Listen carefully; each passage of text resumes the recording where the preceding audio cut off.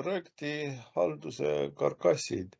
No need kaks pilti, mis sellel avaslaidil on, need iseloomustavad küllaltki hästi seda, mis tegelikult toimub.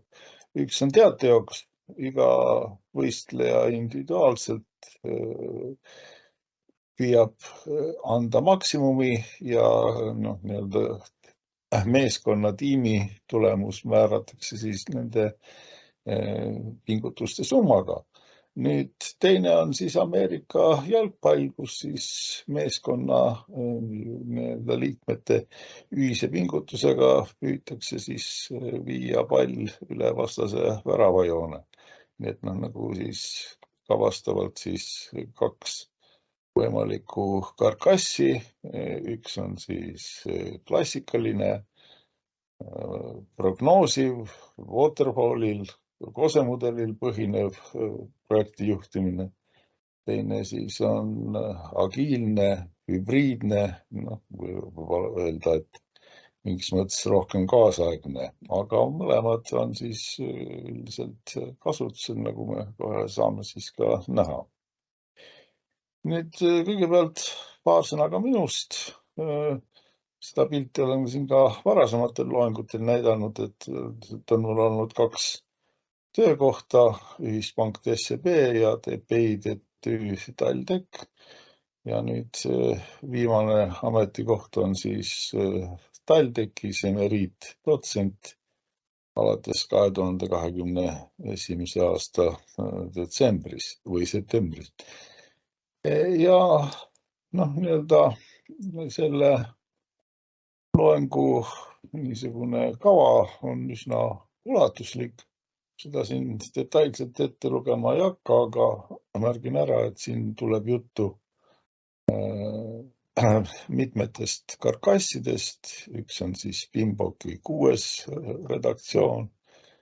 Siis on Organizational Project Management, OPM, PMBOK-i 7. redaktsioon, PRINCE 2 7. redaktsioon ja ka räägime siis ISO 21500 aasta seeriast, mis on siis mitmed standardid, samuti ka siis agiilsest projekti juhtimisest ja ka siis kunstmõistusest, artificial intelligence in project management, nii et suhteliselt lai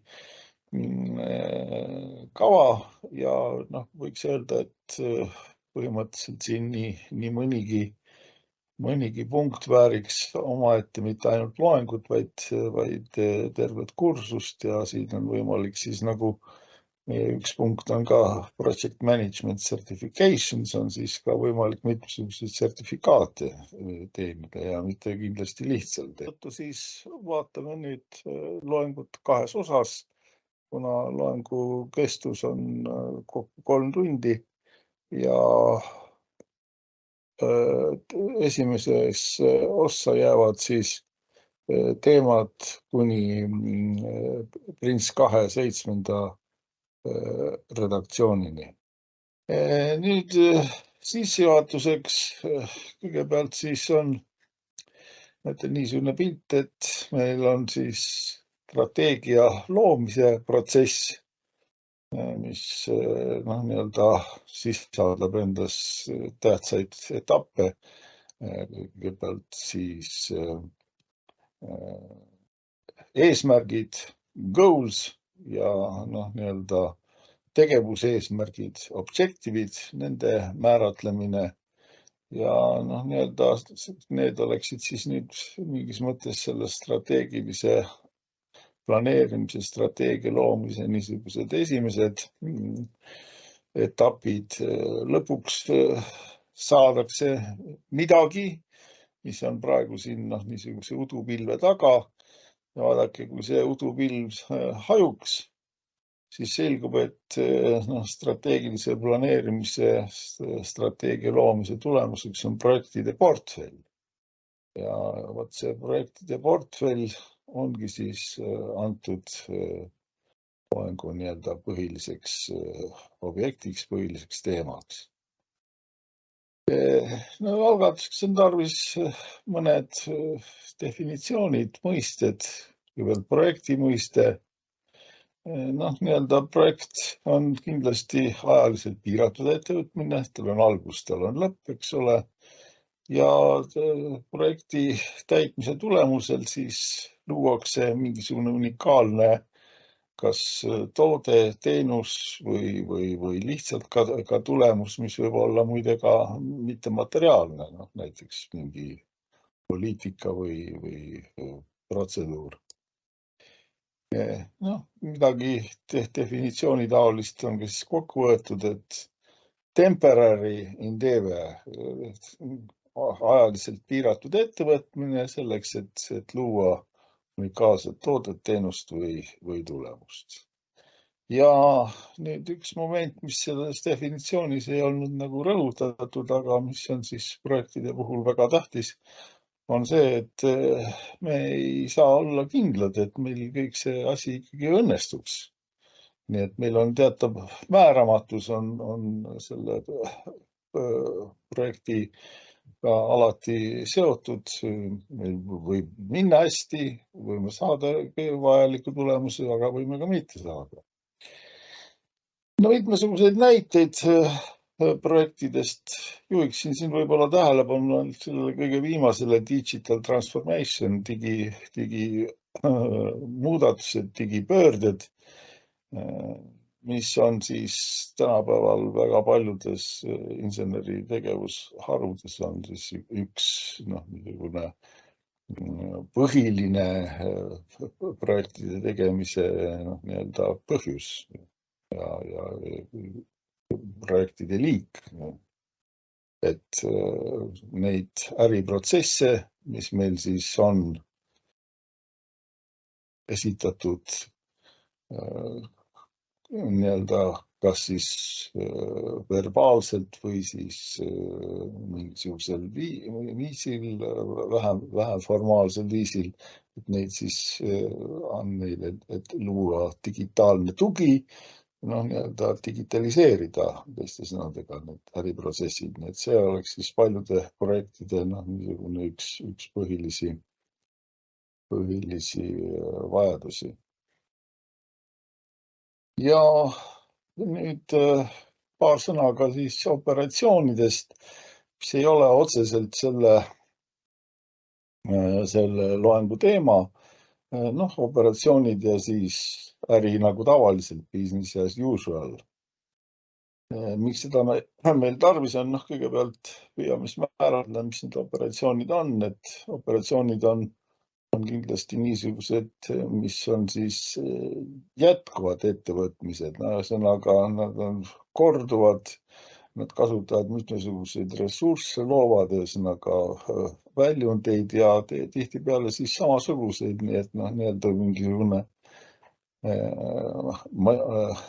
masin, mis siis toodab teatavat tüüpi detaile, siis võib-olla kümnetes, võib-olla sadades, võib-olla ka tuhandetes ja siis nii-öelda need peavad siis vastama siis ka mitmesugustele nõuetele. Nii et operatsioonid kindlasti on jätkuvad, neil ei ole nii-öelda algust lõppu, vaid nad võivad põhimõtteliselt toimuda lõpmatuseni ja toode, mida nad siis teevad, siis erinevalt siis projektist ei ole siis unikaalne. Ja nüüd, miks me nendest üldse räägime, on see, et projektide täitmise tulemusel ongi siis reeglina siis mitmesugused nii-öelda tingimused loodud selleks, et saaks business as usual äri nagu tavaliselt operatsioone nii-öelda läbi operatsioonide siis teha meie ettevõtte huvigruppi, kliente teha õnnelikuks. Nii et nii-öelda selles ongi siis nii, et projektid kui nii-öelda niisugune instrument, mis loob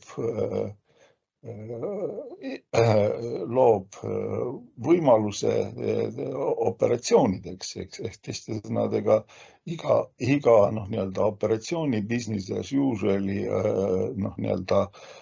algatajaks, aluseks, tema loojaks on mingisugune projekt või projektid.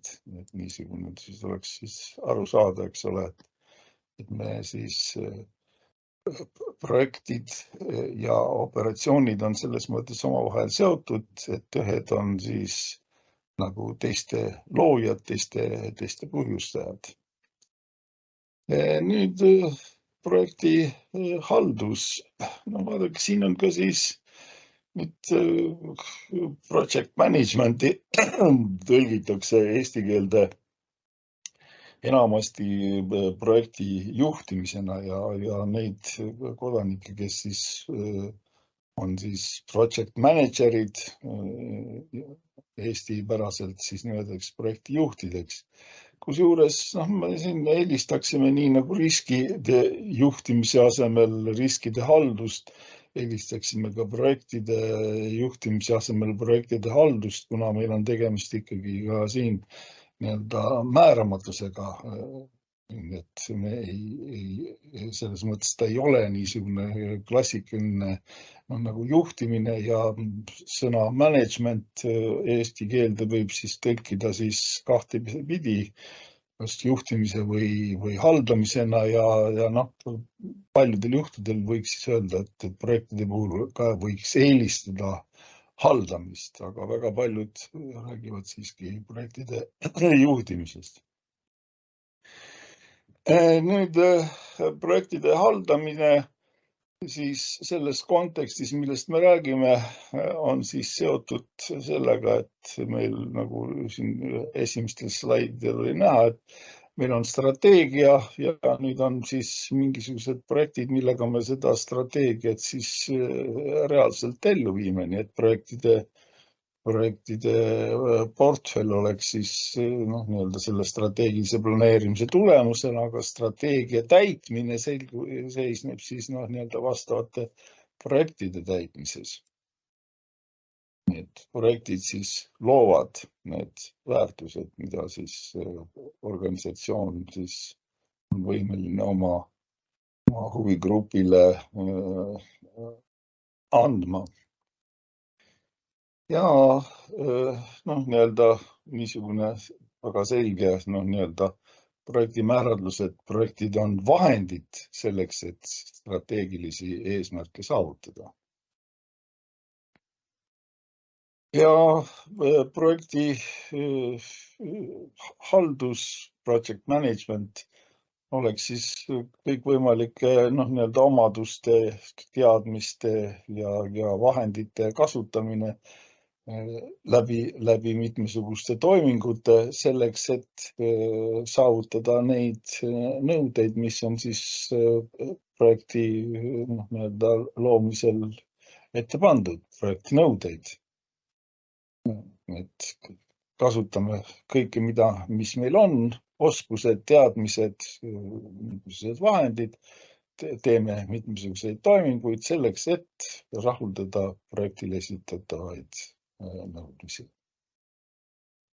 Projektile esitatakse teatavaid piiranguid, need on meil kahte sorti, üldiselt ühed on siis klassikalised, mis on siis nagu vanakooli piirangud, nagu tuuakse välja 3 piirangut: aeg, raha ja skoop, kusjuures nii-öelda see mõtteviis oli enam-vähem niisugune, et kui me oleksime projekti tellija nahas, siis me tahaksime saada võimalikult palju skoop, võimalikult kiiresti, aeg ja võimalikult odavalt, hind, maksumus ja sealjuures siis nii-öelda see keskmine ka, et kvaliteet ei kannataks sealjuures. Nüüd uuemal ajal tuuakse siis siia välja nendele 4 lisaks veel ka ressursid, ja riskid, mis on küllalt olulised piirangud. Projekti haldusega seotud praktikad. No need on üldiselt kolmes kiis, võiks nii öelda. Kõigepealt on projekti valitsemisega seotud praktikad, mis on siis projekti silma peal hoidmine, õuesinge project ja projekti suunamine nagu õigesse suunda. Ja nii-öelda selle projekti valitsemise suunamisega tegeleb siis kas siis sponsor või ka mõningatel juhtudel on siis veel sponsoreeriv organisatsioon. Aga üldiselt ikkagi on nii-öelda projekti nii-öelda järelvaatus, ülevaatus, õuesing ja directing suunamine. Ja siin on siis aga mitmesuguseid toiminguid, mis enne projekti käivitamist on tarvis teha või ka siis pärast seda. Nüüd projekti nii-öelda reaalne juhtimine, reaalne haldamine toimub siis projekti juhi poolt, projekti halduriks võib seda ka nimetada, aga siis nii-öelda ka tulemuste üleandmiseks võib olla eraldi nii-öelda funktsioon, work package leader, kes siis tegeleb siis sellega, et annab siis vastavalt siis tulemused siis huvigrupile või siis sponsorile, oleneb, kuidas see on siis kokku lepitud, siis üle. Ja nii-öelda siin võib veel öelda, et sponsoreeriv organisatsioon, sponsor võivad olla paljudel juhtudel ühildatud ja samuti ka siis projekti juht ja siis tulemuste üleandja võivad olla ka nii-öelda sama persoon, sama tegelased, nii et niisugune ja mitmesuguseid ka muid lihtsustusi ja kokkuleppeid üldiselt lubavad peaaegu kõik meie poolt vaadeldavad projekti halduse karkassid. Nii et niisugust väga jäika määratlust üheski nendes ei ole. Nüüd hästi tähtis funktsioon on PMO, mis võib olla siis portfolio management office, program management office või ka project management office. Me portfellitest, programmidest räägime siin veel ka hiljem, aga nii-öelda selle nii-öelda Office'i funktsiooniks on nii-öelda teatavate valitsemis nii-öelda toimingute teostamine projekti puhul. Nii-öelda ta on siis projekti juhist on siis nagu ülemuslikum organisatsioon ja nii-öelda kui veel on tegemist väga suurte projektidega, siis võib olla ka neid PMO-sid mitmeid ja siis nii-öelda see kõige kõrgema taseme PMO oleks siis Enterprise PMO, mis oleks siis nagu ülemuslik teiste PMO-de suhtes.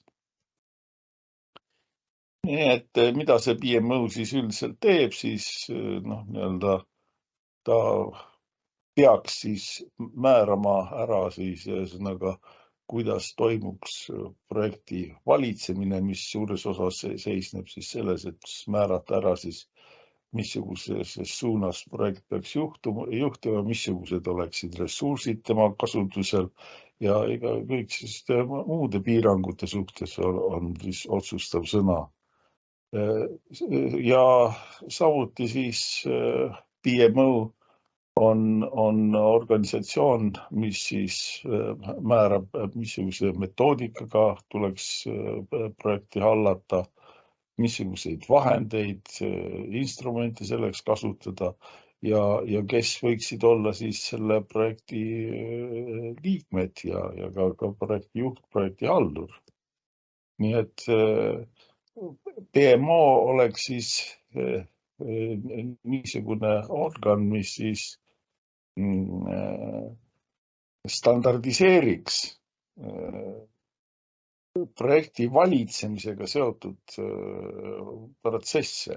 Et sponsorid on kuskil kõrgemal, nemad annavad niisuguseid üldiseid suundi, aga PMO on juba konkreetsem, aga samal ajal ikkagi on kõrgemal, kui seda on siis projekti juht, projekti haldur. Ja mõned PMO funktsioonid, managing shared resources, tähendab ühesõnaga ressursside haldus on tähtis moment, kui on tegemist mitmete projektidega, siis missugused projektid saavad ühtesid ressursse, missugused teisi, kellele, nagu öeldakse, liiga teha, kellele mitte. Siis on vajalik tagada teatavat vastavust, compliance mitmesuguste ettevõttes kehtivate standardite, protseduuridega ja samuti ka mitmesuguste dokumendipõhjadega, mida on projektide haldamisel tarvis teha selleks, et nii-öelda ka auditeerimine oleks võimalik ja mõistlik. Samuti on nii-öelda peale selle, et on olemas üldtunnustatud karkassid, millest me siis selles loengus ka siis natuke räägime. PMBOK, PRINCE2, ISO 21500, ja ka võib-olla mitmed teised, on iga organisatsioon, suurem organisatsioon on nende alusel või neid arvestades loonud enda sisemised projektide haldamise poliitikad ja protseduurid, mida siis tuleks kaasajastada, mida tuleks järgida, et projektimeeskonnad neid kinni peaksid. Ja nii-öelda, kui on mitmete projektidega tegemist, mis on siis paljudel juhtudel just see, mis meid huvitab, et ettevõttes ei ole mitte üks projekt, mida tehakse, vaid mitmeid ja mis võivad omavahel seotud olla, siis oleks tarvis ka nende vahelist koordineerimist. Aga need on osaliselt funktsioonid, mis on PMO-l. Siin ongi, pealkirjas on öeldud, including, sisaldavad neid, aga veel mitmeid teisigi. Nii et need PMO-d siis on niisugune organisatsioon, mis siis määrab, missugused standardeid tuleks projektide juhtimisel kasutada, missuguseid standardite alusel tehtud poliitikaid, kuidas ja keda ja mil viisil siis treenida, missugused oleksid ressursid, missugused oleksid protsessid, mida kasutatakse. Ja siit siis võib tuua siis erinevaid PMO-de liike, üks oleks siis nii-öelda toetav PMO, millel oleks põhiliselt niisugune konsulteeriv roll ja nad annaksid nõu, missugused oleksid siis parimad praktikad, mida võiks kasutada, osutaksid abi siis mitmesuguste treeningute läbiviimisel ja aitaksid analüüsida nii-öelda projektide tulemusi, aga nad üldiselt nagu niisugust juhtimislaadset või suunamislaadset tegevust teevad suhteliselt vähe, nii et nad on põhiliselt nagu niisugused toetava, nõuandva rolliga. Edasi oleks siis juba juhtivad PMO-d, mis nõuavad seda, et vastavalt ettevõtte eeskirjadele oleks tagatud nendele vastavus, et kasutatakse neid dokumendimalle, mis on ettevõttes kinnitatud ja sellega seoses, et niisuguseid nõudeid esitatakse, nende täitmist kontrollitakse, siis on ka teatavas määras on see kontrollimise, juhtimise funktsioon on tugevam, kui ta oli siis toetava PMO korral. Ja nüüd on siis directive, see on siis suunav PMO, mis sõnaga annab juba väga konkreetseid suuniseid, mida ja millisel viisil tuleb sõnaga antud projekti teha. Et see oleks siis kõige kõrgema kontrolli, kõige kõrgema juhtimistasemega. Et nagu näete, ka siis võivad need PMO-d olla erineva tasemel, tähendab sõltuvalt sellest siis, mida siis tahetakse näha. Seda, et lihtsalt on teatav toetav, konsulteeriv, abistav roll, et on teatav kontrolliv roll, kas on kõikidest vajalikest pügalatest, mis on siis protseduurides ja poliitikates kinni peetud või siis on juba otseselt projekti kulu ja tulemuste poole suunamisega tegemist. Nüüd PMBOK-i 6. versioon, me vaatame seda hästi lühidalt, selles mõttes, et 7. versioon on juba ilmunud ja selle tõttu siis 6. versioon on mitte maha kantud, vaid on nagu kergelt tagaplaanil. Nüüd kõigepealt nendest PMBOK-i juhistest, Project Management Body of Knowledge Guides. Ja neid on siis välja antud 1996. aastast ja neid on siis 2017. aastani nüüd välja antud 6 ja nüüd siis tuli 2021. aastal veel siis välja siis PMBOK-i 7. redaktsioon, 7. versioon. Nii et 7 versiooni ja siis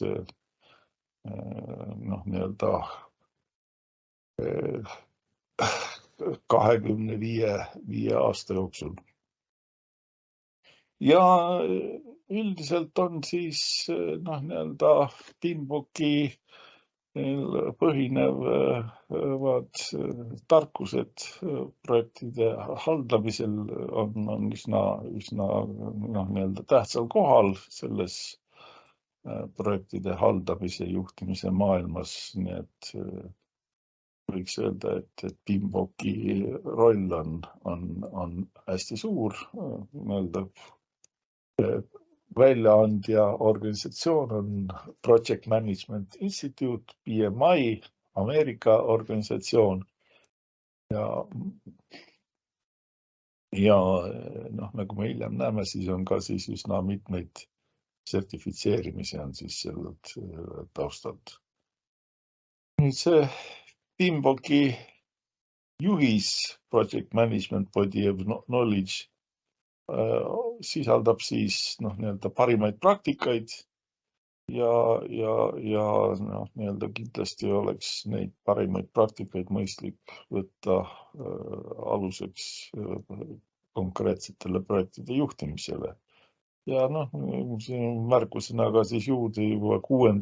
versioonile, millest veel praegu juttu konkreetselt on, et kogu kogu aeg toimub areng, noh, nii-öelda ja see 6. versioonile järgiski juba ka 7, aga enne seda oli olnud veel 5 versiooni.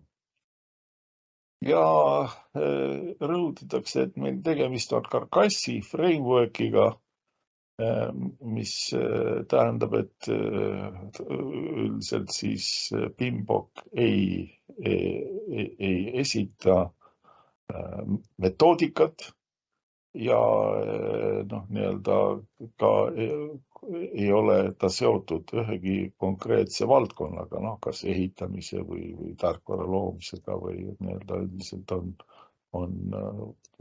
käsitletakse niisuguseid projektijuhtimise ja projekti haldamise ideoloogia, mis on siis, võiks öelda siis valdkonna ülesed. Nüüd, mida sellest PMBOK-ist 6. redaktsioonis, versioonis on mõistlik meil tähelepanu juhtida, on siis kõigepealt 5 faasi. Algatamine, planeerimine, läbiviimine, monitooring ja lõpetamine. Ja neid faase kasutatakse siis nii-öelda konkreetsete protseduuride suhtes ja ka terve projekti suhtes, nii et on niisugused suhteliselt üldise tähendusega, nii et seda need, kes 6. versiooni järgi eksamid tegid, need kindlasti pidid siis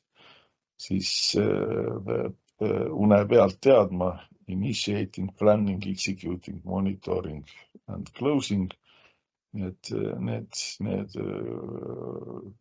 faasid läbisid siis PMBOK-i nii-öelda väga mitmetes kihtides. Teine nii-öelda niisugune moment, mida siis pidi kindlasti 6. versioonist teadma, on siis projekti halduse pädevusalad, project management knowledge areas. Neid oli siis 10 ja kui nende peale vaadata, siis nii-öelda näete, skoop, aeg, maksumus, kvaliteet, ressursid, riskid, need on kõik seotud nende momentidega, millest me rääkisime, et on projektijuhtimise piirangud, aga peale selle kommunikatsioon, siis procurement, kui meil on tarvis allhankimisega tegemist ja 6. versioonis võrreldes 5-ga oli siis üks uus pädevusala, see oli siis huvigrupi haldus, stakeholder management. Nii et see oli siis nagu lisandus võrreldes 5. versiooniga.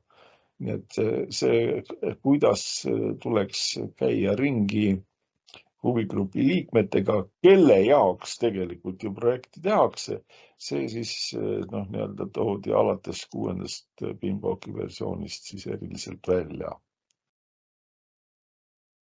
Ja siin ongi siis nii-öelda juhitud tähelepanu siis sellele, et PMBOK-i 5. versioonist, kui läksime 6. üle, siis sõnaga nii-öelda toodi pädevusala projekti huvigrupp. Ja siin on siis näha, eks ole, et kes need huvigrupi liikmed võiksid olla: sponsorid, kasutajad, kliendid, nii-öelda müügiinimesed, äripartnerid, organisatsioonid mitmesugused ja samuti ka muide need, kes on antud projekti vastased. Nii et see huvigrupi liikmeid võib olla siis väga palju ja teataval määral, näiteks ka Maksuamet võib olla huvigrupp teatatel majandusiseloomuga projektidel ja mingil määral tuleb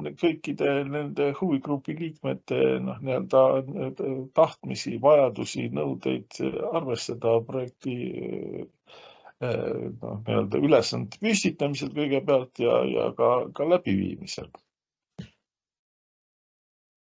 Nii et huvigrupi liige on siis võib-olla ka üksikisik, võib-olla ka mingisugune grupp või organisatsioon, kes kas mõjutab või on mõjutatud projekti tulemuste poolest. Et väga niisugune üldine definitsioon. Nüüd läheme ühe niisuguse standardi nagu Organizational Project Management, OPM juurde. Ja seda just selle tõttu, et me tahame tuua sisse, mis juba vilksasid korra meil programmi ja portfelli mõisted, ja siin nagu nüüd sellel avaslaidil ongi näha, et on meil sõnaga PMI on eraldi standard ka program management ja on ka portfolio management, aga on ka organizational project management, nii et sõnaga siin on vähemalt 3 niisugust standardit on siis, mis on seotud siis selle valdkonnaga, mis meid eriti huvitab, organizational project management. Ja nüüd tulemegi siis selle juurde, et on tarvis meil programmi ja portfelli mõisteid. Kõigepealt siis projekti mõiste juba oli, eks ole, tähendab, eks ole. Ja see siinkohal võiks siis juhtida tähelepanu selles, et projekt võib olla siis nii-öelda üks osa kas programmist või ka portfellist, nii et antud juhtumil siis definitsiooni kordama ei hakka, vaid ainult märgime ära selle, et nii programm kui ka portfell võivad projekti sisaldada, aga projekt võib olla ka nii-öelda iseseisev, nii et ilma, et ta kuuluks siis programmi või ka portfelli.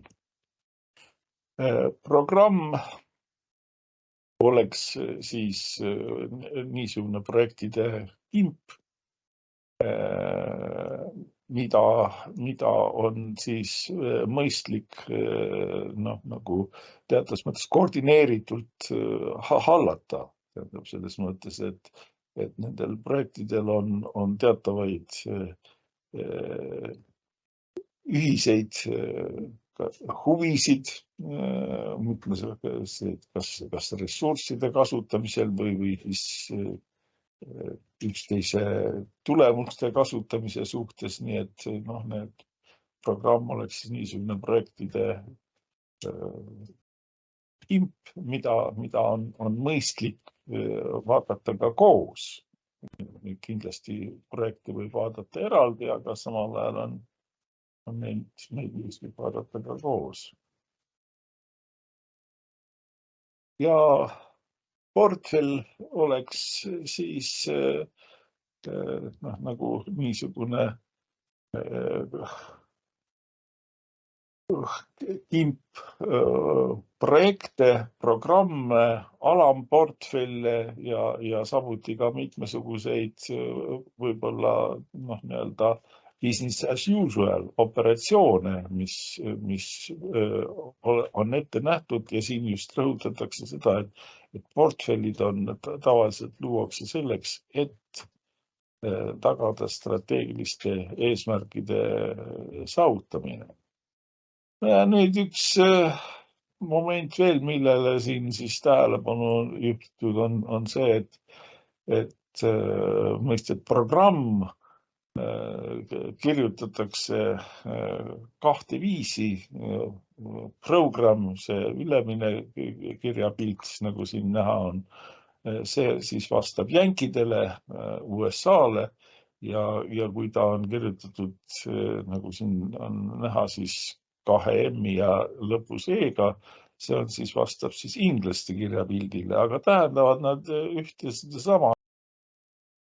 Nüüd projektide, programmide, portfellide struktuurist. No siin näide on niisugune, kus on siis meil portfell, tema koosseisus on alamportfell, siis on projekt ja programmid. Nii et põhimõtteliselt portfell võib siis sisaldada nii programme, projekte kui ka siis alamportfelle. No nüüd siis edasi näha on siis, et see alamprogramm sisaldas ühte programmi ja ühte projekti, programm jällegi omakorda projekti ja nii-öelda teiselt poolt, kui vaatame, siis ühesõnaga portfelli koosseisus oli ka programm, mille nii-öelda koosseisu kuulus siis üks programm, mis koosnes omakorda 2 projektist ja siis veel üks projekt. Nii et näete, ühesõnaga, et see struktuur võib olla üsna paindlik ja ei ole nagu nii väga lineaarne. Nüüd, mis siis need haldused võiksid olla? Kõigepealt siis portfelli haldus oleks siis nagu kõige niisugune üldisem kiht, mis sisaldab siis operatsioone nii projektide kui ka programmidega ja nii-öelda, kuna meil on tegemist strateegilise mõistega portfell, siis nii-öelda on kindlasti väga tähtsal kohal investeeringud, ressursid. Programmide haldus on siis seotud nende programmide haldamisega, mis siis koos kuuluvad siis programmi koosseisu ja vastavalt siis ka koordineerida programmi koosseisus olevaid projekte, nii ressursside kui ka tulemuste osas. No ja projektid oleksidki siis nii-öelda hallata, juhtida üksikut projekti. Nii-öelda see on siis ka paljudel juhtudel ülikooli kursuste sisuks, et kuidas IT valdkonnas mingit projekti hallata. See on siis IT teaduskonna õppekavades. Kuidas ehitajad võiksid ehitusprojekti hallata, jällegi õppekavade koos ja nõnda edasi. Kahjuks palju kaugemale minda, tähendab programmide ja portfellide tase on suhteliselt haruldane õppekavades. Aga samal ajal nii-öelda meil on siin antud juhtumil siis just kõrgendatud huvi, kuna need on instrumendid, mis võimaldavad meil lõppkokkuvõttes strateegiaid ellu viia. Nii et projektide haldus, seda korrata seda definitsiooni enam-vähem, mis siin juba oli, et kõik võimalikke teadmisi, oskusi, vahendeid, tehnikaid selleks, et projekti nõudeid rahuldada, programmi haldus, jällegi loetletud üles kõik samad asjad, teadmised, oskused, vahendid, tehnikad selleks, et täita programmile esitatavaid nõudeid, nii-öelda, mis enamasti tähendab seda, et siin tekib programmi moodustavate projektide vahel teatav sünergia, mis tõttu projekti haldus võimaldab saavutada enamat kui üksikute projektide nii-öelda haldamisest võiks saada järeldada. No ja portfellihaldus siis jällegi siin rõhutatult, et just joondada organisatsiooni strateegiat vastavalt sellele, missuguseid programme ja projekte on vaja teha, missuguseid ressursse kasutada selleks, et saavutada ettevõtte ees olevaid strateegilisi eesmärke. Nii et kui projektid, programmid, instrumendid teatavate tulemuste saavutamiseks, siis portfellid kindlasti instrumendid strateegiliste eesmärkide saavutamiseks. No ja siin siis nagu veel välja toodud väiksed niisugune mõttekene, et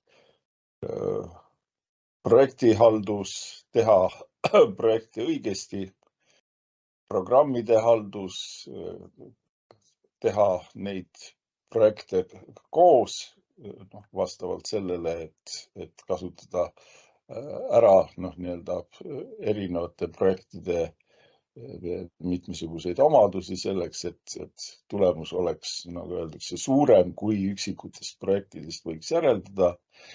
Ja portfelli haldusel siis hoopiski lihtsalt, eks ole, et teha õigeid projekte, nii et selleks, et strateegiat ellu viia, selleks on vaja kõigepealt püüda valida, missugused oleksid need programmid ja projektid, mida oleks tarvis siis strateegiliste eesmärkide saavutamiseks teha. Nii et näete, kui siis projektide, programmide haldus on seotud sellega, et teha miskit asja õigesti, projekte, programme, siis portfelli haldus on seotud sellega, et teha õigeid asju. Nüüd organisatsiooniline projektihaldus, organizational project management. No siin juba esimene pilt näitab ühesõnaga seda, et meil on tegelikult strateegia elluviimise karkassiga.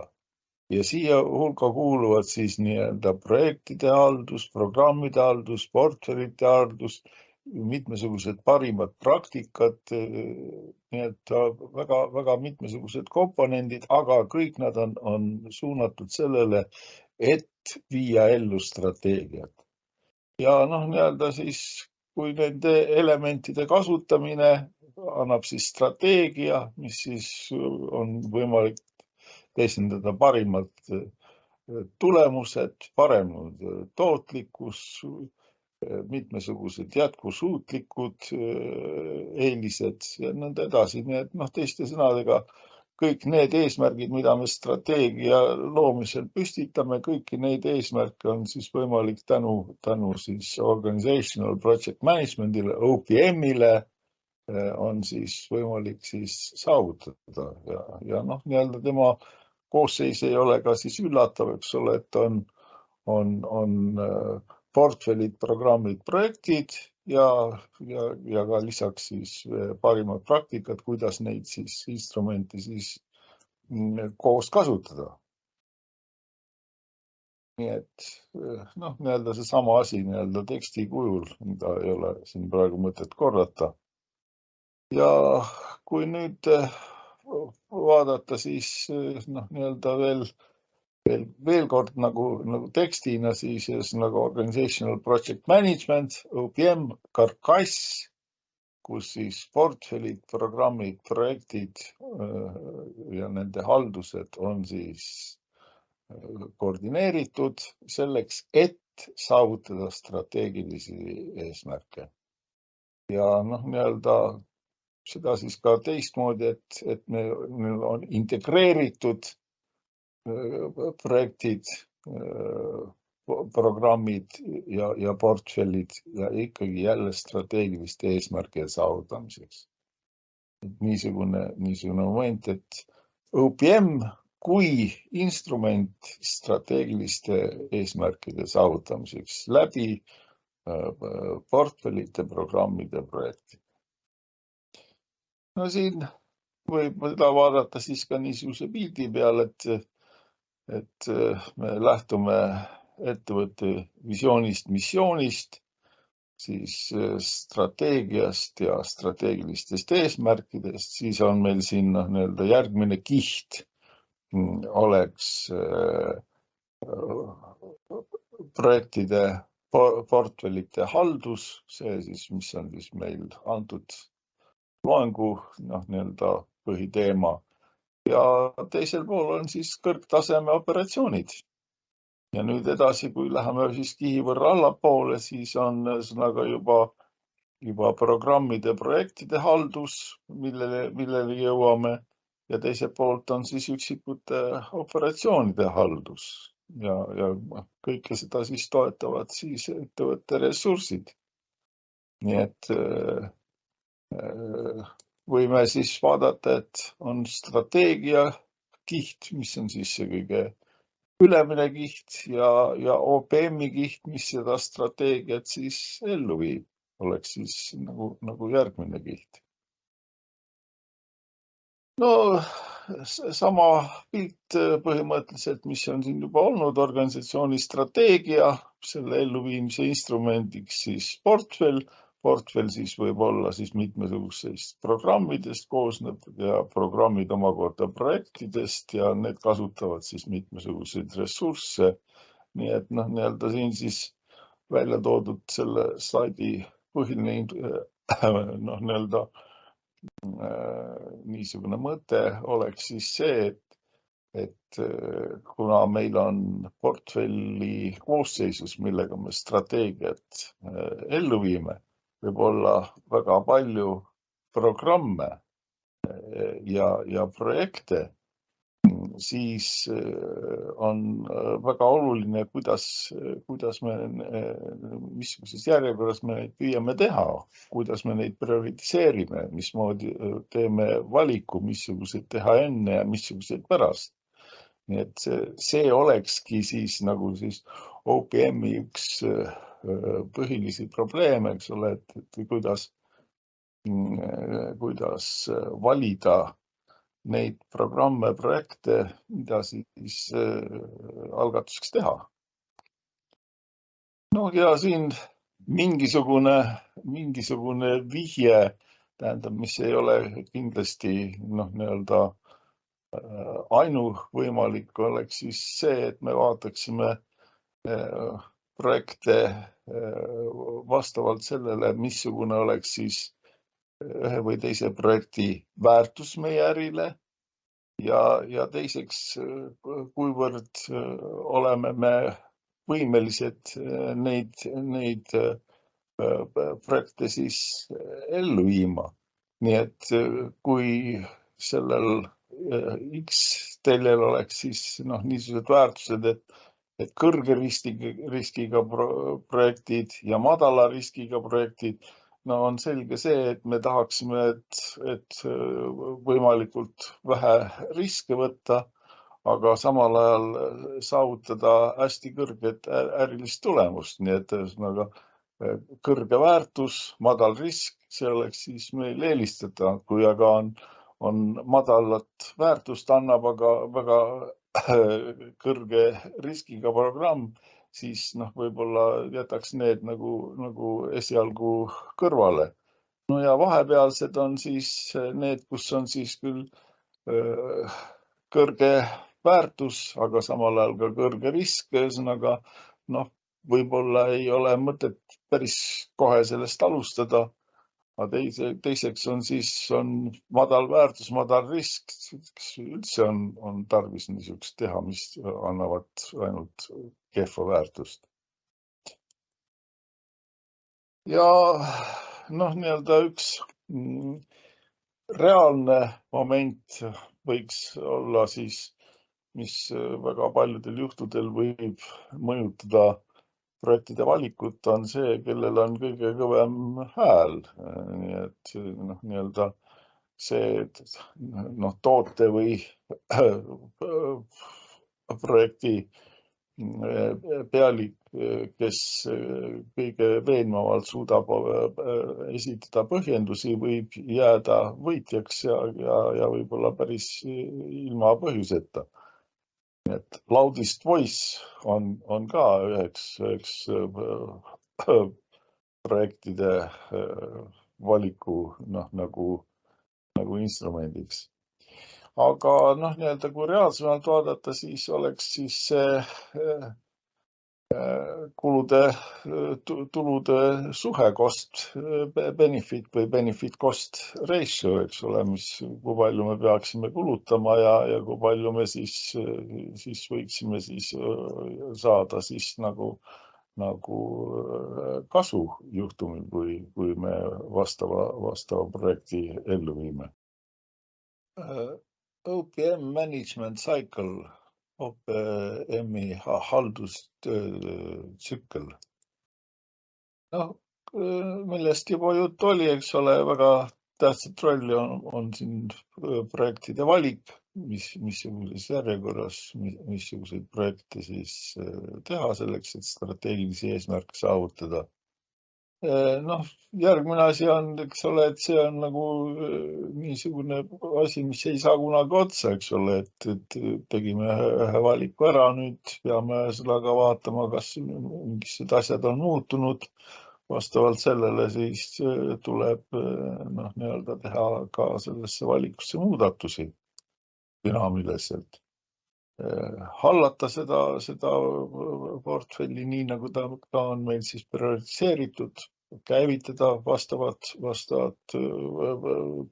projektid ja programmid ja noh, nii-öelda vaadata, kuidas nende täitmine läheb ja omavahelised koordineerimised, nii et siin portfelli haldusega on küllalt palju tegemist.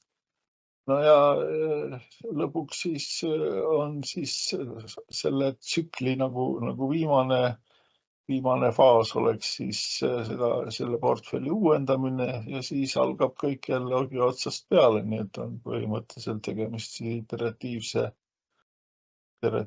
tsükliga. Nüüd, mida tuleks ka veel arvestada, et organisatsioonis on reeglina mitmeid strateegilisi eesmärke ja sellega seoses ka on võimalikud mitmed portfellid. Noh, siin on näiteks toodud niisugune, eks ole, kus on meil siis äriüksused, siis on toetavad üksused ja noh, neil on kõikidel võimalikud siin põhimõtteliselt oma portfellid ja veel alamüksused, millele kuuluvad. Nii et ühesõnaga, aga samal ajal on tarvilik nende erinevate portfellide vahelist koordineerimist. Nii et selles mõttes on noh, nii-öelda see OPM-i tegevusvaldkond ei ole mitte üks portfell, vaid organisatsioonil võib olla neid portfelle erinevate äri ja toeüksuste vahel mitmeid ja need portfellid vajavad kõik koordineerimist ja lõppkokkuvõttes siis projektide ja programmide tasemel välja. Nüüd on ka eraldi veel metoodika ja standard Organizational Project Management Maturity Model, OPM3, aga sellest me toome ainult nii-öelda vihjeks paar slaidi, nii et seda nagu käsitlema ei hakka ja ta ei ole maha võetud seoses nii-öelda OPM-i loomisega, mis on hilisem. OPM3 oli varasem standard, aga noh, nii-öelda ta võib-olla tähtsus ei ole enam nii suur ka, kui ta oli algselt. No kõigepealt OPM-i nagu ülesehitus on vastavalt parimatele praktikatele, nii et OPM oleks vaadeldav kui parimate praktikate kogum. Ja parimad praktikad, need on siis vaadatud, kui realiseerivad mitmesuguseid võimekusi. Nii et parimad praktikad, mis realiseeritakse läbi võimekuste. Võimekused on võimelised andma mitmesuguseid väljundeid on võimalik hinnata siis KPI-dega, Key Performance Indicatorid, need on siis tulemuslikkuse indikaatorid, need, mis võimaldavad siis meil siis teha kvantitatiivseid hinnanguid, anda siis ühele või teisele võimekusele ja sellele, kuidas on ta sooritatud, kas hästi, halvasti, on edukas ja nõnda edasi. Need väljundid, KPI-d võimekuste realiseerimise, elluviimise, tulemuse hindamiseks on siis olulised. Nii et niisugune oleks siis põhimõtteliselt ülesehitus, mida OPM silmas peab. Ja üldiselt on see küllalt üldine pilt, ega taoliselt võib põhimõtteliselt üles ehitada, kuigi seda igal juhul ei tehta, ka mitmesuguseid teisi metoodikaid. Ja see võimekuste põhine gradatsioon, see siis näeks siis välja nii, et ühel teil oleksid siis projektihaldus, programmide haldus, portfellide haldus ja teisel pool siis küpsustasemed. Ja need küpsustasemed on siis on niisuguste nimetustega, et standardiseeritud, et juba on miski asi määratletud organisatsioonis, kuidas kas siis projekti, programmi või portfelli haldus võiks toimuda, on mingid kindlad reeglid olemas. Järgmine aste on, kui seda on võimalik mõõta, tähendab, millele viitas see eelmine pilt, eks ole, kus olid KPI-d.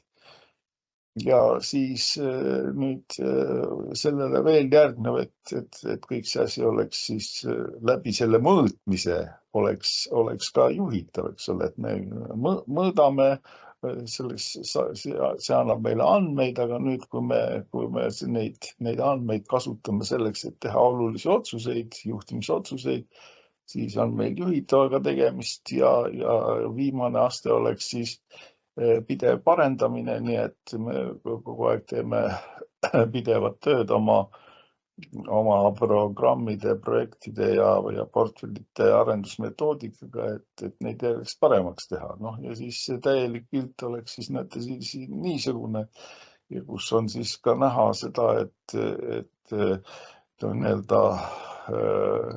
igal tasemel programmi haldus võib olla seotud projektide ja portfellite haldusega ja nõnda edasi. Nii et need on küllaltki keerulised struktuurid, mis siin tekivad ja siis läbi nende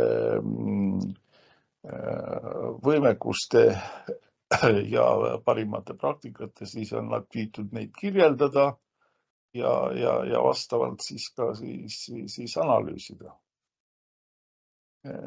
Nüüd järgmine olekski siis nüüd PMBOK-i 7. redaktsioon, nii et me alustasime 6., aga vahepeale võtsime 2 OPM-iga seotud standardid just sellepärast, et meil oli tahtmine jõudsasti rääkida ühelt poolt strateegiast ja teiselt poolt rääkida ka portfellidest ja programmidest. Mida muide seda ka teevad ka PMBOK-i regulaarredaktsioonid, ainult et need PMI, OPM-ile pühendatud standardid on täpsemad, konkreetsemad, detailsemad. Nii et siis PMBOK-i 7. redaktsioon. Kõigepealt tuleks mainida seda, et PMI, Project Management Institute, on siis muutnud põhimõtteliselt PMBOK-i 7. versiooni struktuuri selles mõttes, et on üle mindud varasemalt protsessipõhiselt standardilt printsiibipõhisele standardile. Nii et see on siis nagu niisugune tõsine uuendus, et kui varemad olid siis nagu täpselt kirjeldatud protsessid, mida tuli järgida ja siis sealt võis järeldada mingisuguseid üldisemaid põhimõtteid, printsiipe, siis nüüd on kogu PMBOK-i ülesehitus printsiibipõhine. No ja see avaldub siis selles, et on meil nagu 2 köidet. Üks on siis standard PM project management'ile ja selle nii-öelda standardi siis oluliseks osaks ongi siis project management principles, projektihalduse printsiibid. Ja teine osa on siis PMBOK-id, PMBOK-i juhend ja siin on siis nagu see järgmine aste pärast printsiipe, mis on siis mitmesugused nii-öelda domeenid, projektiga seotud olevad domeenid ja nende kohandamine ja muud niisugused. Nii et ütleksime, et see standard oleks siis nagu niisugune esimene köide, mis printsiibid paneb paika ja siis PMBOK-id juba, kuidas neid printsiipe siis rakendada mingisuguste konkreetsete asjade tegemiseks. Nii et project management principles on siis nagu põhiline uuendus ja tähtis moment siis. Nii et printsiibid ja praktikad, see on niisugune üldine pilt, et hakkame peale meelelaadist, mindset, sellele vastavalt siis saame määratleda väärtused, millest me lähtume. Edasi siis printsiibid, konkreetselt on siis meil tegemist antud juhtumil 12 printsiibiga ja edasi siis praktikad, kuidas neid printsiipe ellu viia ja antud juhtumil on siis 49 protsessi, mis siis neid praktikaid realiseerivad. Ja nii-öelda see standard iseenesest siis lähtub strateegiast ja portfell, programmid, projektid, need samad mõisted, millest me OPM-i puhul rääkisime, nagu sai ju täheldatud, et need ei ole ka selles põhistandardis kuskile kadunud. Ja siin on siis toodud veel välja, eks ole, et strateegia määrab meile siis eesmärgid, antud juhtumil siis tegevuseesmärgid. Portfellidest saame initsiatiivid, konkreetsemad eesmärgid. Nüüd programmid, projektid määravad siis ära siis võimekused, mille kaudu siis me saame siis läbi operatsioonide siis kasumit. Nii et niisugune väärtusahel alates strateegiast kuni siis business as usual operatsioonid, mis siis võimaldavad neid strateegilisi eesmärke realiseerivaid instrumente nii-öelda kasutada igapäevaselt. Niisugune ideoloogia, nii et 12 printsiipi on siis standardis ja nii-öelda siin siis rõhutada tuleks seda, et see annab meile võimaluse nende 12 printsiipi silmas pidades väga nii-öelda erinevaid lähenemisi projekti haldusele üldsegi realiseerida. Projekti halduse standard 12 printsiipi. Printsiibid on suhteliselt üldised ja hästi niisugused kuidagi inimlikud. Algatuseks esimene printsiip, et ole hooldiv ja usaldusväärne. Teiseks, meeskond, olgu niisugune keskkond meeskonnale, kus meeskond tahaks nagu koostööd teha. Huvigrupp, seda on siis juba alates 6. PMBOK-i versioonist rõhutatud, et huvigrupile tuleb pöörata suurt tähelepanu, et kõikide huvigrupi liikmete vajadused ja huvid oleksid arvestatud. Ja projekti juhtimise üldine kuldprintsiip, eks ole, et me loome väärtust ettevõttele ja kindlasti antud kontekstis, mis on siis nüüd ka juba PMBOK 7. versioonile, et me peame silmas ikkagi ettevõtte organisatsiooni niisuguseid strateegilisi eesmärke. Süsteemne mõtlemine, süsteemne lähenemine, me peame aru saama, et meil on keerukate süsteemidega tegemist, millel on palju komponente, mis on vastastikuses seoses, siis selle tõttu, et siin üldse mingisugust pilti endale tekitada, peaksime olema süsteemse mõtlemisega kodus.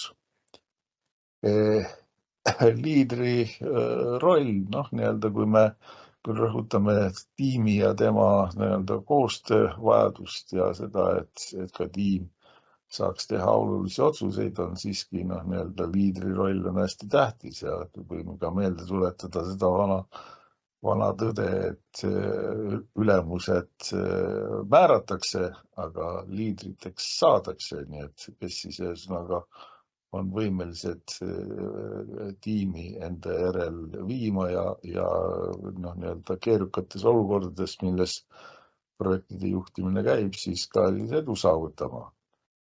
Edasi on siis, tailoring on üks põhiprintsiipe, et me peame silmas, et me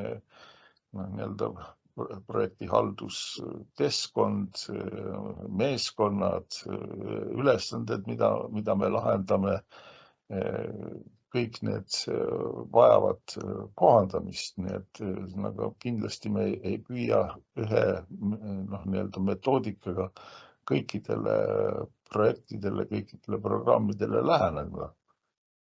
Ja kvaliteet kui printsiip, jällegi võib öelda, et ka põhimõtteliselt total quality management'i põhimõtetest, et igaüks peab tegema oma tööd võimalikult kõrge kvaliteediga ja see tagab ka kogu ettevõtmisele hea kvaliteedi. Keerukus, juba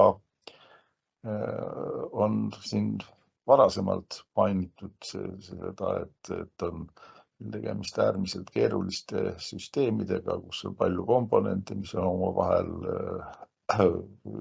niisuguses keerukates võib-olla interaktiivsetes seostes ja me rõhutame ka oma magistrante, tulevasi äriarhitekte, et nende üheks oluliseks väärtomaduseks on suuta mõelda keerulised asjad lihtsaks ja püüda näha seoseid ja mustreid, mis võimaldavad meil keerukusega hakkama saada. Riskid juba definitsiooni järgi põhimõtteliselt või definitsiooni täiendusena me siis rääkisime, et projekt on igal juhul riskantne ettevõtmine ja see tähendab ka seda, et siis mitmesuguseid võimalusi ja ohte, mis on seotud programmi või tema tulemustega, tuleks siis kogu projekti käigus siis analüüsida ja dünaamiliselt otsustada siis, mida teha, missuguseid riske sõnaga vältida, missuguseid võtta ja nõnda edasi. Kavandatus ja sitkus, nii-öelda paljudel juhtudel ka projektide elluviimisel võib tekkida mingisuguseid tõsiseid probleeme ja nüüd oleks oluline, et tiim oleks vastupidav, et nii-öelda iga nii-öelda ebaõnnestumine ei viiks teda rivist välja ja ikkagi kosuksime ja jätkaksime ikkagi oma nii-öelda valitud teekonda. Change management, muudatuste haldus, aga me peame siin silmas pidama seda, et paljudel juhtudel me ei saa prognoositavaid, predictable projekte teha. Me peame silmas pidama seda, et on tarvis viia sisse projektidesse muudatusi ja nii-öelda selles mõttes see mehhanism peab meil olema printsiibina nii-öelda läbi mõeldud, kuidas me seda teha kavatseme. Nüüd siis Pimbokaidi nii-öelda põhiline nii-öelda komponent on performance domains, eks ole, jõudluse domeenid ja sinna jõudluse domeenidesse, see on niisugune nagu teatavas mõttes niisugune uudissõna, kuhu siis on nagu haaratud protsessid, toimingud, oskused, praktikad ja käitumised, ühesõnaga kõik võimalikud nii-öelda niisugused elemendid, millega on võimalik mingisuguseid tulemusi saada, või mis on näiteks nagu oskused, mis on tarvilikud selleks, et mingisuguseid tulemusi saada. Ja nüüd üldine ideoloogia on siis niisugune, et printsiibid kui siis üldised kontseptsioonid, need siis määravad ära, kuidas siis nendes performance domeenides, jõudlusdomeenides me siis peaksime siis toimima nii, et me neid printsiipe ei unustaks. Siin mitte punaselt värvitud on veel siis nagu veel kaks niisugust olulist komponenti, mis on siis sellel body of knowledge'il on siis kohandamine, tailoring, mis tähendab siis nii-öelda kõikide protsesside, toimingute ja praktikate ja mille iganes kohandamist. Ja teiseks siis mudelid, meetodid, artefaktid, mis on siis niisugused elemendid, millele siis kas siis protsessid, praktikad toetuvad või siis, mis on siis nende praktikate ja protsesside tulemused. Ja nüüd neid tootlikkuse domeene, siis, mida siis vaatleb siis Pimboki juhis Kaid, on siis 8 piirkonda või valdkonda domeenidest. Tiim oleks siis esimene, teiseks oleks siis huvigrupp, kolmandaks oleks siis nii-öelda kasutatav arendus metoodika või lähenemine, õigemini natuke üldisemalt, ja elukaar, planeerimine, projektitöö, üleandmine, mõõtmine ja lõpuks ka siis nii-öelda määramatus. et noh, niisugused alad siis ja nagu siin eelmise pildi peal siis oli öeldud, on siis seotud siis protsesside, oskuste ja kõige taolisega, mis on siis tarvilikud ühes või teises niisuguses alas tegutsemiseks. Ja noh, nüüd siis veel siis sellest tailoring, eks ole, kohandamisest, et mida siis see on ka siis määratletud, et me ei räägi mitte lihtsalt, et on tarvis kohandada, vaid vaatame algatuseks, missugune on siis meie see arendusmetoodika, siis püüame seda siis meie organisatsioonile siis kohandada ja kohandada seda siis ka mitte ainult organisatsioonile, vaid veelgi edasi konkreetselt ka projektile. Ja nüüd, kui on selle projektiga seoses, siis ka me nii-öelda oleme valmis seda metoodikat kohandama ka käigu pealt, noh, nii-öelda dünaamiliselt, et niisugune ideoloogia. Ja nüüd on siis nagu paljud teisedki agiilmaailma lähenemised armastavad joonistada maju, noh näiteks Toyota Production System armastas joonistada maju. Ja siin on siis ka siis joonistatud siis Pimboki maja, mille noh, nii-öelda vundamendiks on 12 printsiipi, mis on siis selles standardis. Edasi on siis sammasteks on siis need 8 domeeni ala, alates siis tiimist, meeskonnast ja lõpetades siis määramatusega. Noh, ehitis ise oleks siis mudelid, meetodid ja artefaktid ja noh, nii-öelda siis katuseks, pealisehituseks oleks siis kohandamine, nii et niisugune ehitis siis, mis siis sisaldab kõiki olulisi Pimbok 7 elemente.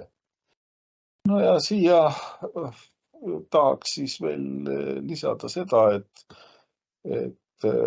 kui 2021. aastal välja tulnud Pimboki 7. versioon teatas seda, et varasemast noh, nii-öelda protsessipõhisest PMI lähenemisest on üldiselt on nagu loobutud, on mindud noh, nii-öelda printsiibipõhisele lähenemisele, siis näete, 2023. aastal tuli välja PMI-d Process Groups, Practice Guide ja kus olid need ilusad protsessirühmad, mis meil juba oli Pimbok 6. puhul loetletud, initiating, planning, executing, monitoring, controlling, closing, ilusasti kõik kirjas ja noh, nii-öelda, mis viitab sellele, et vaadake, on tore küll, et meil on printsiibid ja kõik on hästi paindlik, aga ikkagi hea oleks, kui meil oleks mingisugune alus, mida me siis ka võime kas või vajaduse korral modifitseerida, aga ikkagi oleksid konkreetsed noh, nii-öelda protsessid ka kirja pandud ja kindlasti oleks seda tarvis teha siis ettevõtte tasandil. Prints 2 7. redaktsioon. No siin on paar pilti 6. redaktsioonist, kaasa arvatud Prints 2 Agile. 7. redaktsioon on siis suhteliselt uus, september 2023. Ja noh, nii-öelda mida siis see Prints 2 tähendab, see on siis Projects in Controlled Environments ja üldiselt on siis metoodika, mis on siis kõikide suurusega projektide ja keerukusega projektide ja sõltumata, mis valdkonnas nüüd tehakse, universaalne metoodika, aga üldiselt on ta siis välja töötatud ühendatud kuningriigi nii-öelda valitsusasutuste poolt, nii et sinna ta sobib siis nagu valitsusasutustele siis nagu võib-olla kõige paremini, aga mitte ainult. Ja nii-öelda algusest peale siis Prince 2 on siis printsiibipõhine, nii et selles mõttes on siis nüüd võimalik öelda, et nii PMBOK, PMI kui ka Prince 2 on siis mõlemad siis printsiibipõhised. Ajaloost siin ka 96 hakkab peale, enam sama aeg, eks ole. Ja siis 2023 on siis 7. redaktsioon. Nüüd on siin siis 7 printsiipi, 7 praktikat, mida varasemalt kutsuti teemadeks ja nende praktikate endiste teemade nimetustes on ka muudatusi. Organization'i asemel on organizing ja change'i asemel issues, probleemid. Ja 7 protsessi, nii et need 777 oleks siis see nagu loosungi taoline iseloomustus. Ja ikkagi seesama, mis siin juba kord oli, iga projekt suvalises keskkonnas ja suvalise suurusega.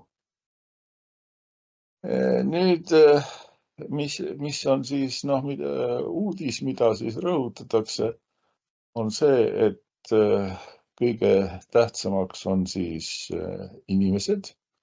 Et kui see 777 oli siis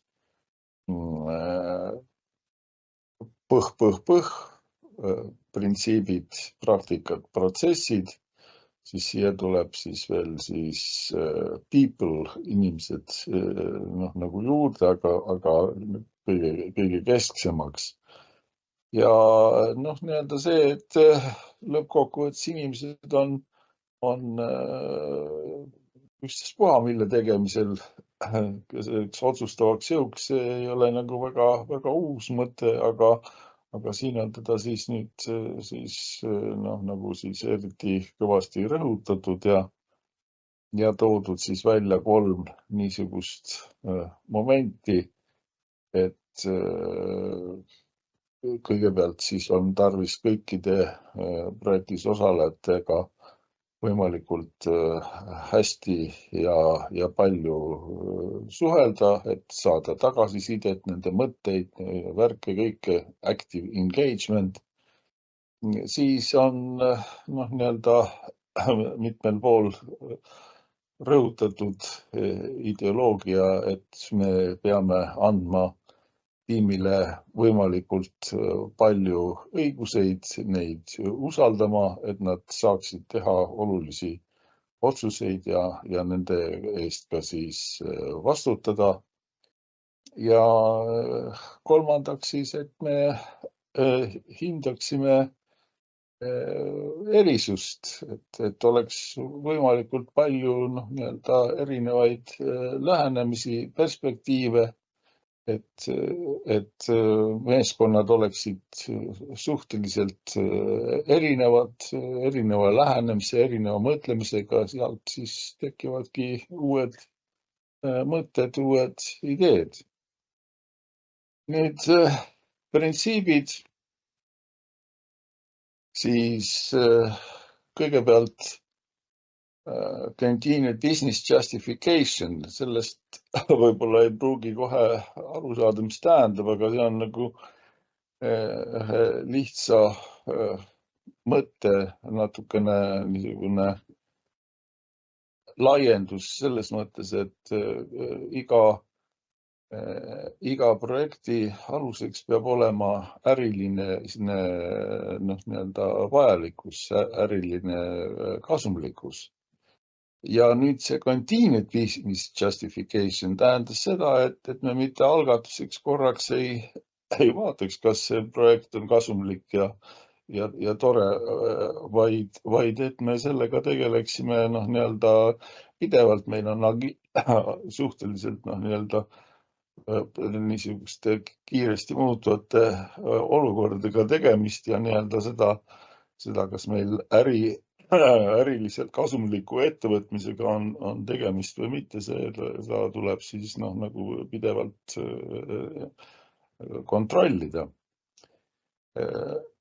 Learn from experience, ühesõnaga õpi oma kogemustest, seda tuleks siis mõista siis nii, et me juba, see on ka mitmete muude käsitluste juures, et iga faas lõpeb sellega, et me püüame hinnata, mis me oleme teinud, püüame sellest õppida, teha paremini.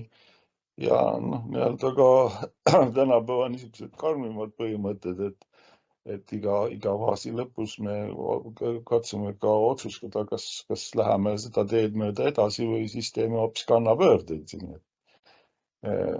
Nii-öelda defined roles and responsibilities, et neil oleks määratud selged rollid ja nende vastutused, et meil oleks teada, kes mille eest peab vastutama, kes mis asja peab tegema.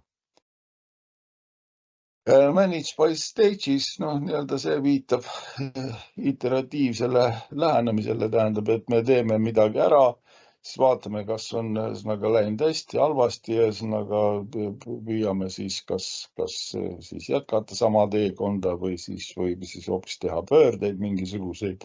Ja sellisel viisil, kui me liiga kaugele ei lähe mingisuguse konkreetse tegevusega, saame ka siis riske nagu hoida kontrolli all. Manage by exception, et tähendab seda, et siis tiim võiks ühesõnaga teatavaid nii-öelda mööndusi mingisugustes piirides, nii-öelda tolerantsi piirides ühesõnaga teha, et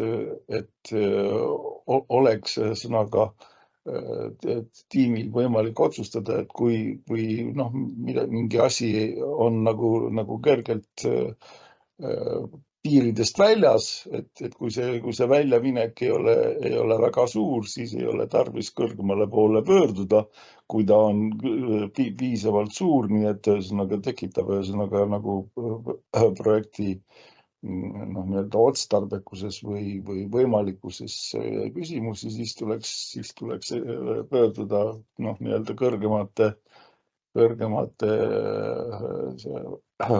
organite poole. Focus on products, tähendab siin seda, et rõhutada, et projekte me tahaksime teha, tähendab silmas pidamata väärtust, mida me ettevõttele loome, niisugust mõtet nagu pole kellelgi ettevõtetes projektide tegijatel kunagi tulnud. Aga nüüd sellele nii-öelda, et mida see toode siis tähendab, et see toode oleks siis, vastaks siis kõikidele huvigrupi liikmete nõuetele, et ta oleks piisava kvaliteediga ja et oleksid need muud parameetrid, kitsendused oleksid kõik täidetud. Ja tailor to suit project environment, jällegi on see sama põhimõte, mida me juba PMI PMBOK-i juures nägime, et me ei arva, et saab olla niisugune projekti haldusmetoodika, mis sobib kõikidele organisatsioonidele, kõikidele projektidele, olenemata nende keerukusest, raskusastmest ja nõnda edasi. Nii et PRINCE2K peab seda silmas, et oleks võimalik erinevatele projektidele kohandada ja ikkagi olla sealjuures nii-öelda PRINCE2 põhimõtetele vastav. Praktikad, noh, nii-öelda algab siis peale siis ärikaasusest, noh, tähendab, et me peame ühesõnaga, noh, nii-öelda tagama ärikaasust ja kusjuures, noh, nagu oli printsiipide järgi ka mitte ainult seda, et meil on ühekordselt sellele vaadatud, vaid et see, noh, nagu oleks meil pideva kontrolli all, et meil ärikaasus ikkagi on olemas. Organiseerimine siis tähendab, et projekti valitsemine, mis antud juhtumil tähendaks siis projekti oluliste otsuste, suunavate otsuste tegemist, et niisugused asjad oleksid pandud paika, kuidas ühesõnaga, noh, tehakse neid projekti olulisi otsuseid, suunamisi. No ja see on ka loomulikult seotud sellega, et üldiselt on siis rollid PRINCE2-s on siis määratud ja siis vastavalt ka siis rollidele siis need funktsioonid, mida nad saavad täita. Kvaliteet, noh jällegi, et üks kõige olulisemaid piiranguid projektile, et noh, nii-öelda on mõttetu rääkida, et me nägime kõvasti vaeva ja tegime mittekvaliteetse toote. Nii et ühesõnaga seda, et meie praktikad peavad tagama seda, et meie noh, nii-öelda tooted vastaksid nõuetele, see nagu oleks üsna loomulik. Plaanid, noh, on tarvis lähtuda konkreetsetest plaanidest, mis siis määraksid ära, mis asjad, mis ajaks peavad olema siis tehtud, missugused oleksid siis vastavad eelarved ja muud ressursid, mida saaks kasutada. Edasi, noh, nii-öelda riskid, praktikad, mis tagavad, noh, nii-öelda riskide haldamist. Ja nüüd siis issue, probleemid, mis enne oli siis nimetatud change'id. No ühesõnaga on mitmesugused probleemid, mis nõuavad muudatuste tegemist, kas siis projekti skoobis, ajagraafikutes või nõnda edasi, et nende niisuguste probleemide tekitud muudatuste haldamine oleks siis efektiivne. Ja progress, et meil oleks selge ettekujutus, kuidas meil siis, et praktikad võimaldaksid meil saada selget ettekujutust, kuidas meil siis läheb, eks ole, kas me oleme, nagu öeldakse, graafikus, ei ole graafikus, mis probleemid on, mida peaks ette võtma, et asja parandada, kui ei ole kõik nii, nagu peab. Protsessid on, noh, nii-öelda seotud, noh, nii-öelda juba projekti, noh, nagu niisuguse tegemisega. Projekti alustamine, initsialiseerimine, projekti suunamine, noh, nii-öelda directing a project, management of the project by the project board, see on siis suunata nii-öelda mitte nii-öelda igapäevane day-to-day juhtimine. Controlling a stage, see on siis juba konkreetne, ühesõnaga mingisuguse faasi etapi kontroll, eks ole, mis siis peaks näitama, kas me oleme siis vastavalt plaanile või mitte. Managing product delivery, ühesõnaga me peaksime, noh, nagu määratlema ära, missugused protsessid on tarvilikud selleks, et toodet saaks üle anda, seos, noh, missuguse, kuidas ja mismoodi määrata kvaliteeti ja nõnda edasi. Managing stage boundary, vaadata iga, no, nagu projekti faasi, mis peaks selleks faasiks olema tehtud, kas me oleme ühesõnaga oma nii-öelda tegemistega graafikus, ei ole graafikus, missugused on siis kõrvalekaldamised, kas meil on ikkagi olemas endiselt ärikaasus positiivne, missugused riskid on olemas, ja tegevused, protsessid, mis on seotud projekti lõpetamisega, kaasa arvatud võib-olla šampuse joomine. Nii et kokkuvõttes siis võib neid protsesse iseloomustada, et on olemas kõik protsessid, mis tagavad nii-öelda algusest kuni lõpuni projekti toimimise ja peaksid siis tagama ka seda, et me jääksime siis kõikide nii-öelda piirangute skvoop, aeg ja raha piiridesse. Nüüd tailoring, kohandamine, see on siis ka nii, nagu see oli juba BMI PMBOK-is on siis oluline nii-öelda osa PRINCE2-ga karkassist, et nii-öelda meie kasutatav lähenemine, metoodika vastaks antud konkreetsele organisatsioonile ja projektile, ja kindlasti nagu see, et ei ole mõtetki nagu mõelda midagi taolist, et üks tüüp lähenemisi, metoodikaid võiks kõikidele projektidele sobida. Tooted, nii-öelda tooted on, eks ole, peale nii-öelda toote enda kui niisuguse on siis veel ka plaanid, raportid, projektidokumentatsioon, tarkvara, riistvara ja võib-olla veel mingisugused materiaalsed või mittemateriaalsed väljundid, mida siis projektitöö tulemusel saadakse. Rollid, nii-öelda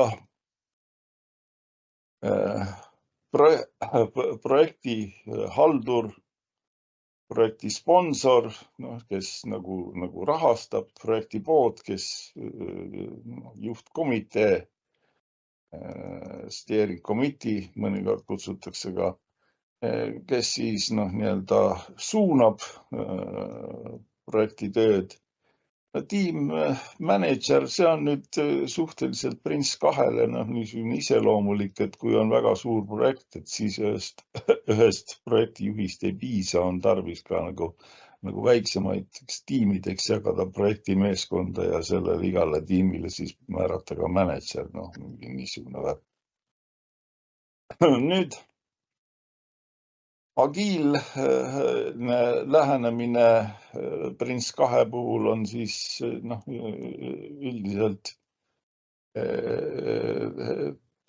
nagu mõeldud selliselt, et võib kasutada nii-öelda iteratiivset lähenemist ka nii-öelda tarkvara loomisel või siis mingite muude lahenduste saamisel.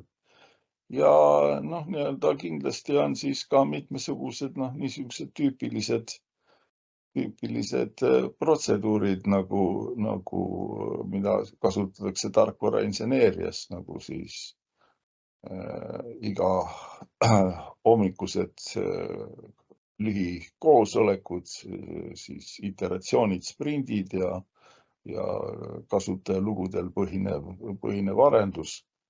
Siin see pildikene iseloomustaks siis seda, eks ole, et üldiselt on siis PRINCE2 nii-öelda siis vaadeldav niisuguse kolmekordse ehitusena, kus oleks siis projekti suunamine, oleks siis vastavalt siis PRINCE2 ideoloogiale, projekti haldus ka vastavalt PRINCE2 ideoloogiale, aga siis kõige nii-öelda alumisem nii-öelda aste product delivery siin siis ühesõnaga oleks mõeldav kasutada agiilset lähenemist, tähendab kõikide iteratsioonide ja muude juba mainitud nii-öelda instrumentidega.